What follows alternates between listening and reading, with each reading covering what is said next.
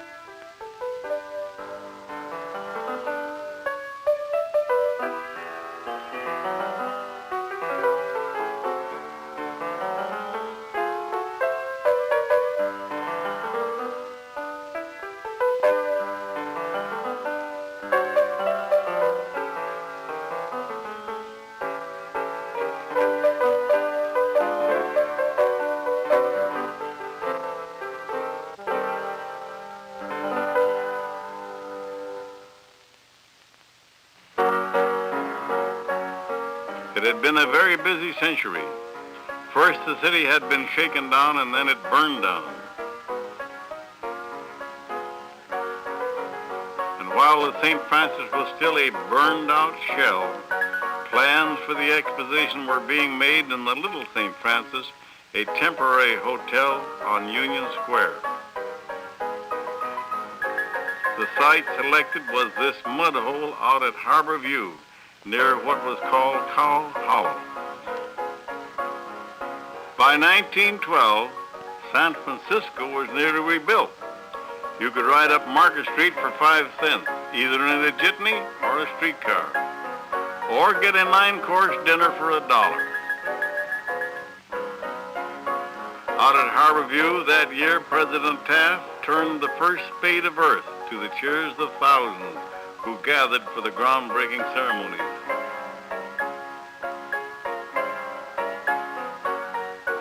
And from what was once a swamp, a sunset city of pale travertine with green bronze domes began to rise.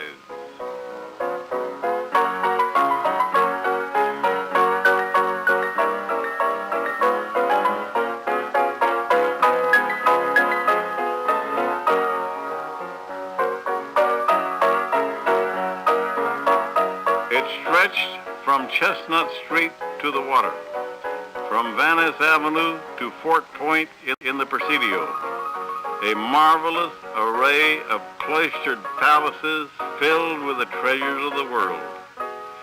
The sheltered courtyards and arcades protected visitors from the bay winds and summer fogs.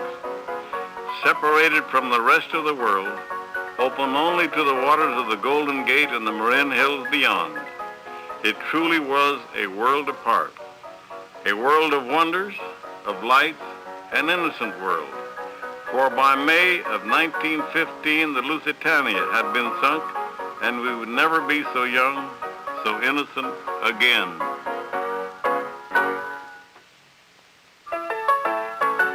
Opening day, February 20th, 1915, 200,000 people stood inside the Scott Street Gate in the South Garden.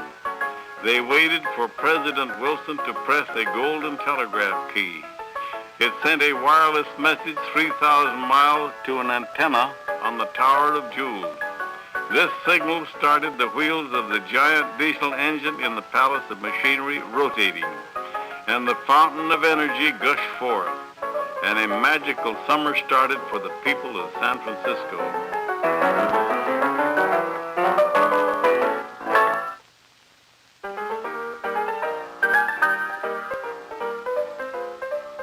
If you went to the movies that year, you might have seen this trailer advertising the Panama Pacific International Exposition, along with Blanche Sweet and Thomas Mahan in The Secret Sin, and the latest chapter of Pearl White's new serial, The Exploits of Elaine.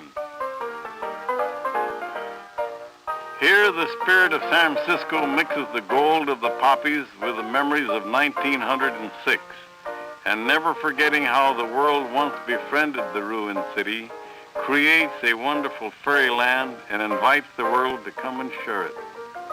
This charming and naive film helps to explain the tremendous emotional life the city received from the fair, why it has remained so vivid a memory after all these years. The exposition was really a symbol, a triumphant sign to the world that San Francisco had risen from the ashes. We had not only rebuilt the city itself, we had even built a second city, a city of jewels. The exposition was the first to have complete artistic supervision. Even the colors of each building were chosen from a master palette, and the sand on the paths was burned in a kiln to turn it the same color as the travertine walls of the palaces. This was the first exposition with indirect lighting, the first in which the flowers of the gardens were completely changed overnight as they faded. Indeed, John McLaren's gardens were the talk of the horticultural world. Hundreds of full-grown trees were transported from all over Northern California to the exposition ground. The fair was a crowning artistic achievement of the city that knows how. The directors of the exposition were terribly aware of the war that raged in Europe.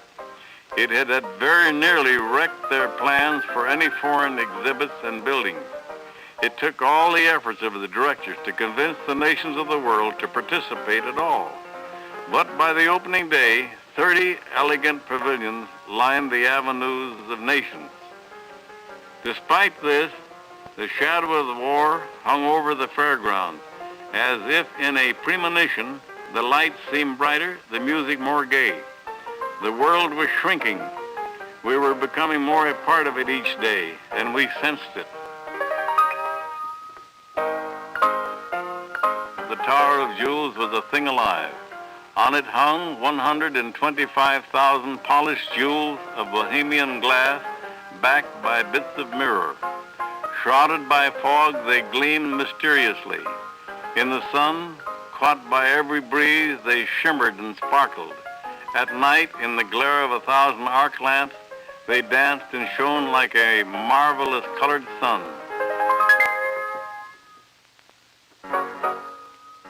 The exposition was huge. Like all world fairs, people walked until their feet hurt. Then they rode in the overfair trains, traps, horse carts, wickerwork carryalls, and the famous Fagel trains. While most people had become pretty blasé about automobiles, the airplane still was the new thrill. Lincoln Beachey was the first aeronaut. After all, he had even flown through the Palace of Machinery in 1914 as a promotion stunt. It was the world's first indoor airplane flight. Beachey usually flew a biplane, but these films show him flying a new and daring monoplane. And minutes after this film was taken, Beachey crashed into the Golden Gate. He was given a hero's funeral, and the exposition was in mourning for days. Art Smith was the next hero in the air.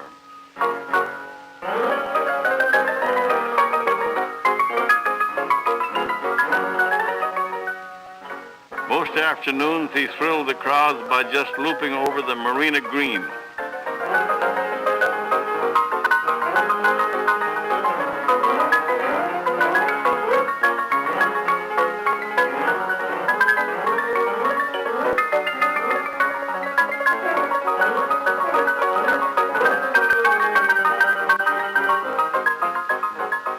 But at night, with the moon over the Golden Gate as a background, he attached flares to the fragile linen-covered wings of his plane.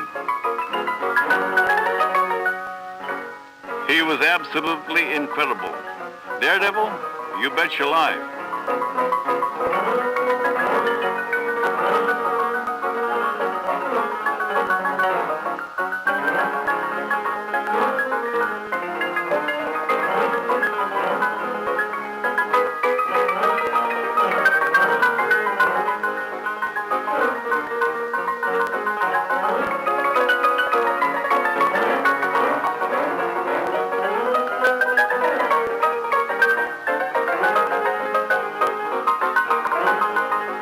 Anyone could see what Art saw from an aeroscope for just a quarter. There it is, whirling around 230 feet in the air, designed by Joseph Strauss, who would later design the Golden Gate Bridge. It was the top thrill of the zone. The zone was joy unconfined. This is Toyland grown up, a 14-acre playground for the children. To many people, this is their only memory of the fair. At the opposite end of the fairground stood everybody's favorite building, Bernard Maybeck's wonderful Palace of Fine Arts. It stood reflected in its lagoon as if it were a dream solidified. Even before the exposition was over, the people of San Francisco were demanding that the Palace of Fine Arts be preserved. This colorful pageant was staged to help publicize their effort. There is a bold, imaginative quality about this pageant.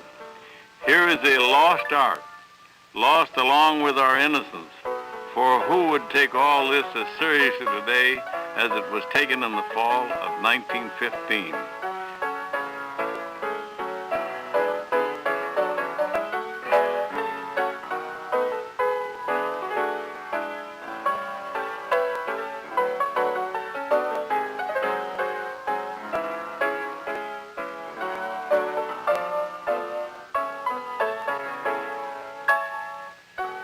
Surely this is how Maybeck wanted us to remember his palace.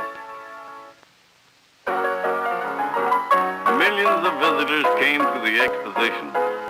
A relative newcomer to the movies, but already a star, came over from Niles, where he was making 2 reel comedies for SNA. Charlie Chaplin,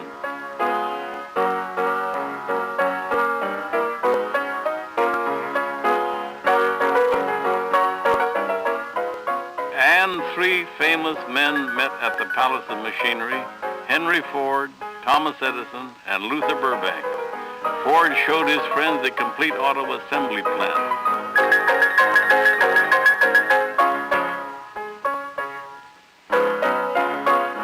Burbank displayed his Texas feeder, a spineless cactus developed for cattle feed. They then saw other wonders of the age, including an automatic post office, while Teddy Roosevelt waited for them in the car. It was a time when, secure in the past, people could face the future without any fear. Mrs. Edison was fascinated, for instance, by a new life-saving device, the baby incubator. These were the only incubators for premature infants on the West Coast at the time, and they saved the lives of several tiny children born that summer of 1915.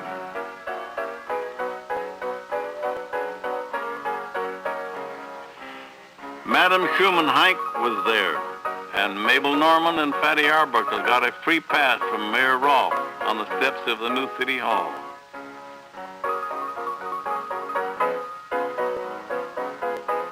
They were at the heights of their careers, unaware of the tragedies that would shadow both their lives.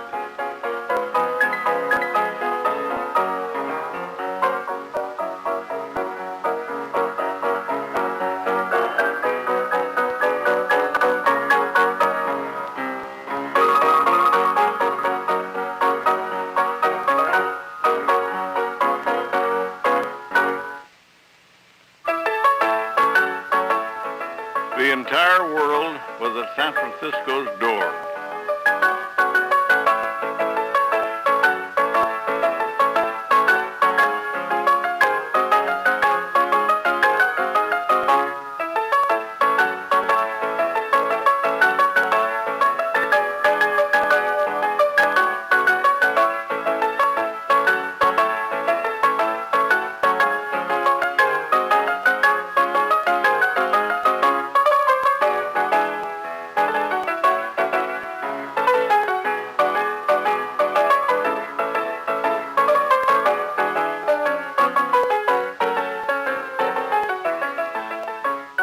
entertainment, dancers from each country presented their folk dances.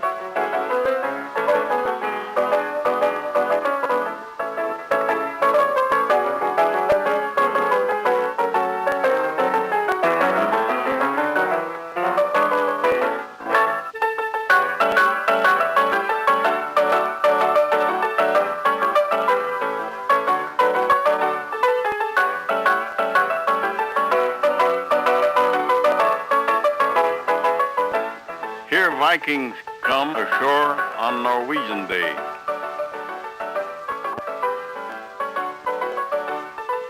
Pretty girls landed too. Watch this charming delegation of daffodil girls representing Santa Cruz County take the marina by storm.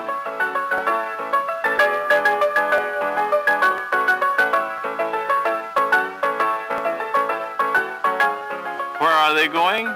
To the California building, of course.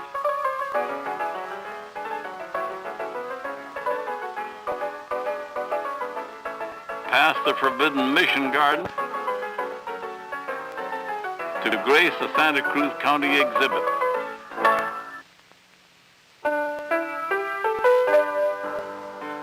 No one has ever forgotten how magnificent the exposition was. And it was beautiful. An indescribable aura of magic filled the many courts. Louis Mulgart's Tower of Abundance brooded over his mysterious court of ages. This strange Gothic fantasy was much admired for the deep thought behind its architecture. The Fountain of the Earth, sometimes shrouded by clouds of steam, depicted man's rise from a primordial ooze. In 1915, you didn't just build a courtyard, you built a way of life. Inside the sheltered walls, all was serene and calm. But outside, all the new excitements of our century of speed were dazzling in array.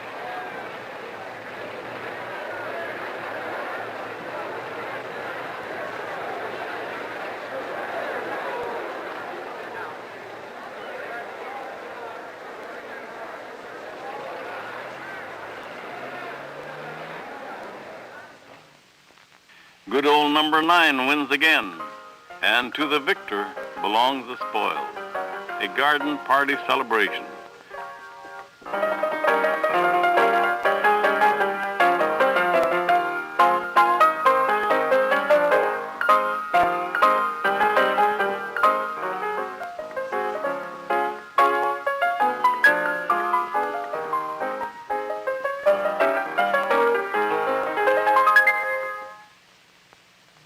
The daily list of events was staggering. This stock show competed with the Japanese wrestlers, and a choice had to be made between watching the Marines land or entering your child in the baby parade.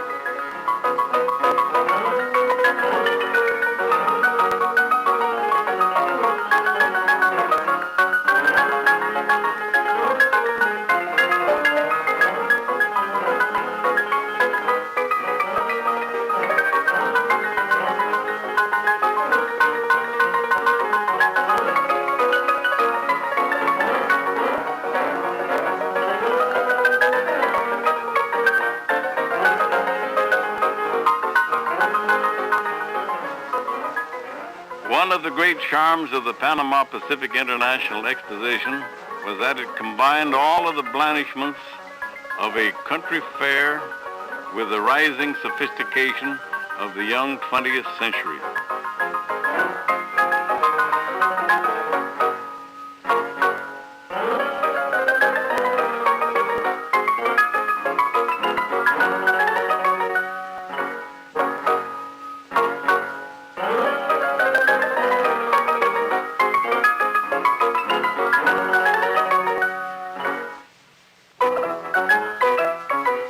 Patriotism was running high.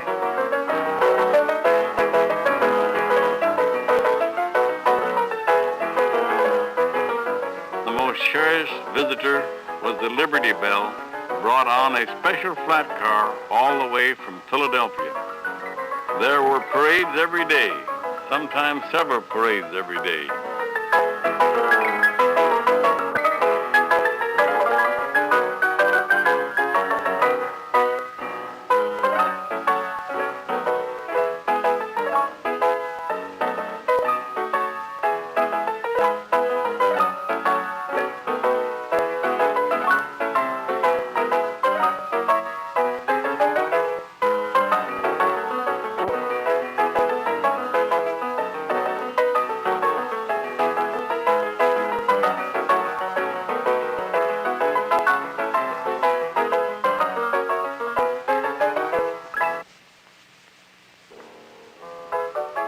fair closed officially on December 4th of 1915.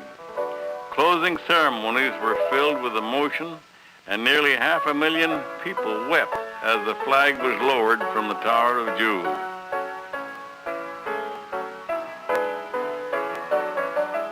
The scintillator, manned by Marines, projected patterns of light on great clouds of steam thrown into the air from a locomotive painted to look like marble.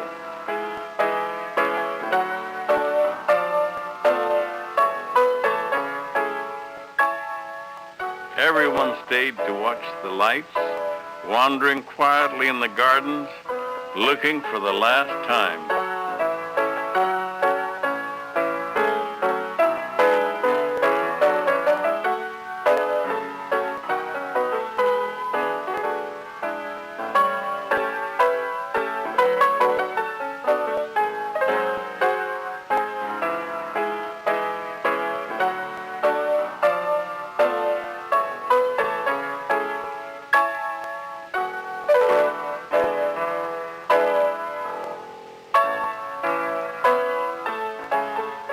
The lights finally went out, but no one went home until dawn.